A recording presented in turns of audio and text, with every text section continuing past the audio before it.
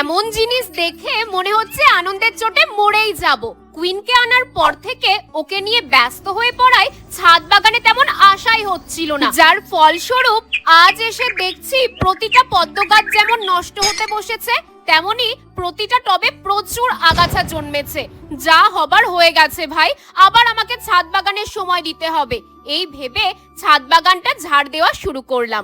ভালো মতো ছাদ বাগানটা পরিষ্কার করে নিয়ে এবার প্রতিটা গাছকে স্নান করাচ্ছি। হ্যাঁ, আমি রোজ একবার করে হলেও গাছগুলোকে স্নান করাই। ওদিকটা থেকে এই পদ্ম গাছগুলোর কাছে আসতেই চোখে পড়লো মায়াপুর থেকে আনা পর্তুলিকাগুলোর দিকে। কি সুন্দর ফুটতে শুরু করেছে দেখো। কিন্তু এ বাবা, পর্তুলিকার পাশের টবে এটা কি দেখছি?